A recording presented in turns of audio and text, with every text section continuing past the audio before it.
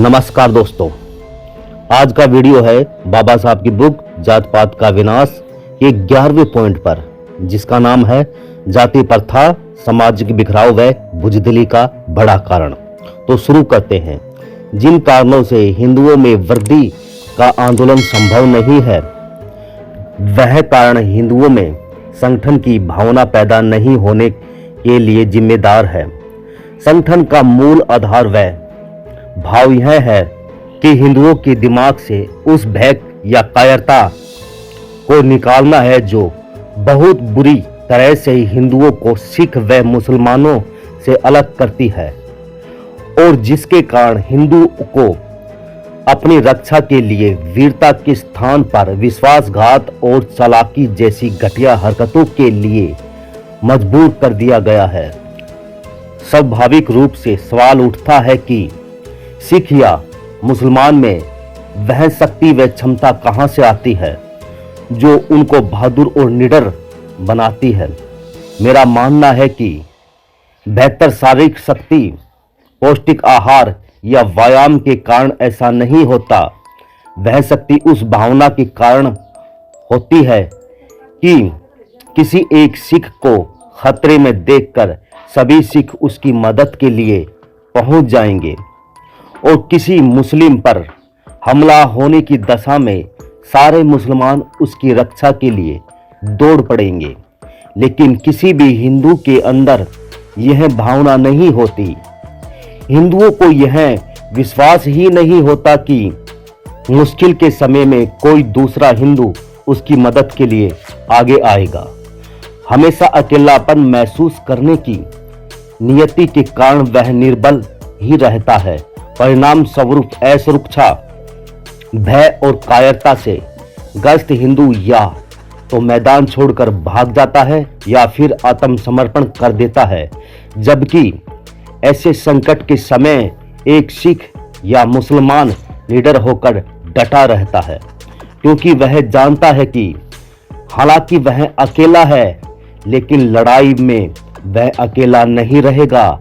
उसके सिख या मुसलमान होने के आत्मविश्वास के सहारे वह मैदान में मुकाबला करने के लिए डटा रहता है, जबकि हिंदू में विश्वास नहीं होने के कारण उसे भागने व हार मानने पर मजबूर कर देती है। इस मुद्दे पर विचार करने पर सवाल उठता है कि आखिर वह क्या चीज है जिसके कारण एक सिख या मुसलमान इतना अधिक आश्वस्त रहता है और उसे मुकाबला करने के लिए हिम्मत आती है, जबकि एक दूसरे की सहायता की भावना की कमी के कारण हिंदू भय व निराशा से भर जाता है। आपको मालूम होगा कि इस फर्क का कारण उनके संगठित जीवन के अंगों में है। सिखों और मुसलमानों के संगठित जीवन के ढंग से उनमें भाईचारे की भावना का विकास होता है, जबकि हिंदुओं के बीच ऐसा नहीं है। सिख और मुसलमानों में एक जैसी सामूहिक मजबूती है, उन्हें भाई भाई बनाती है। हिंदुओं के बीच आपस में सीमेंट जैसा जोड़ने वाला तत्व नहीं है और एक हिंदू दूसरे को भाई नहीं मानता। इससे स्पष्ट हो जाता है कि क्यों एक सिख यह कहता है और महसूस करता है कि एक सिख या खालसा 1.25 लाख लोगों के बराबर है। इससे पता चलता है कि क्यों एक अकेला मुसलमान हिंदुओं की भीड़ के बराबर है। इसमें कोई शक नहीं कि यह बड़ा फर्क सिर्फ जाति के कारण है।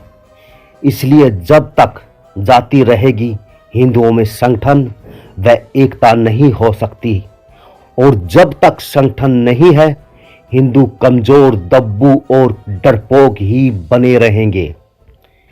हिंदू बार बार यह दावा करता है कि वे बहुत सहिष्णु यानी सहनशील लोग हैं। मेरी राय में यह उनकी एक बड़ी भूल व भ्रम है।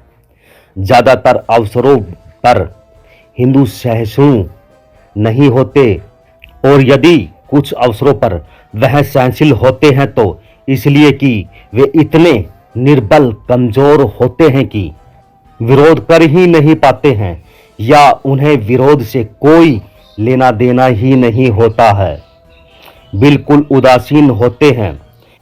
यह कमजोरी व उदासीनता हिंदुओं के जीवन का इतना बड़ा हिस्सा बन गई है कि हिंदू अपमान और अन्याय को चुपचाप बुजदिली से सहन कर लेता है। हिंदू समाज में मोरिस के शब्दों में जहां बड़े लोग छोटों को कुचल देता है, जहां ताकतवर लोग कमजोरों को पीटता है, जहां क्रूर लोग बेखौफ होकर घूमते हैं, जहां दयालु लोग हिम्मत नहीं होने के कारण चुप है और बुद्धिजीवी वर्ग लापरवाह होते हैं, हिंदू देवता भी धैर्यवान व सहनशील है। इन सहनशील हिंदू देवताओं के कारण हिंदू समाज में दलितों और पीड़ितों की दयनीय दशा की कल्पना करना मुश्किल नहीं है। उदासीनता किसी भी समाज को बीमार करने वाला सबसे खतरनाक रोग है। आखिर हिंदू इतने उदासीन क्यों है? मेरे विचार में यह उदासीनता जाति व्यवस्था का परिणाम है, जिसके कारण संगठन और आपसी मेल मिलाप तथा किसी अच्छे उद्देश्य के लिए सहयोग भी संभव नहीं हो पाता है। इसी के साथ 11वां पॉइंट समाप्त होता है। अब मिलेंगे 12वें पॉइंट पर। इसी के साथ सभी साथियों को जय भीम।